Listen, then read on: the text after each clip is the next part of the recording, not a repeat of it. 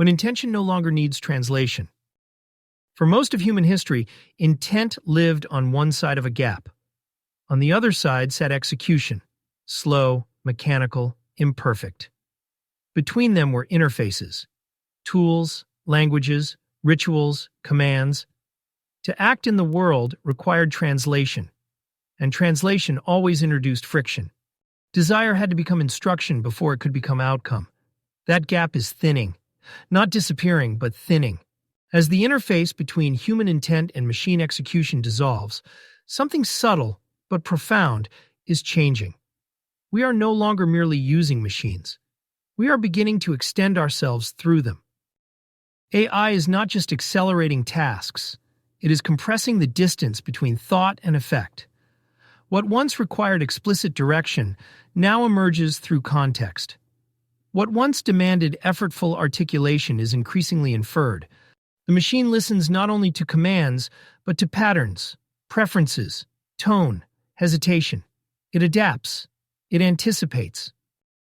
This is not the arrival of superintelligence. It is the arrival of intimacy. Tools were external. Extensions are internalized.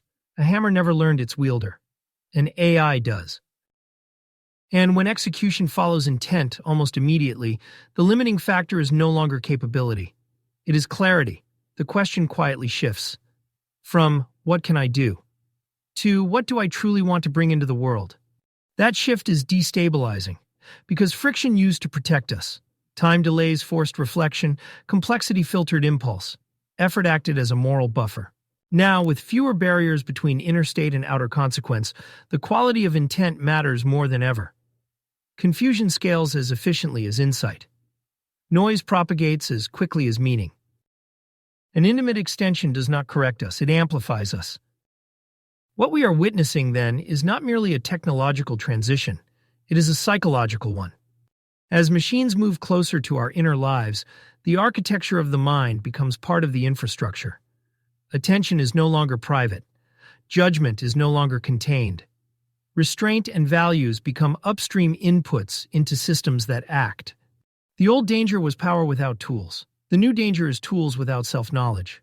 If AI is becoming an extension of human intent, then cultivating intent, clarifying it, disciplining it, grounding it, may be the most important work left to humans.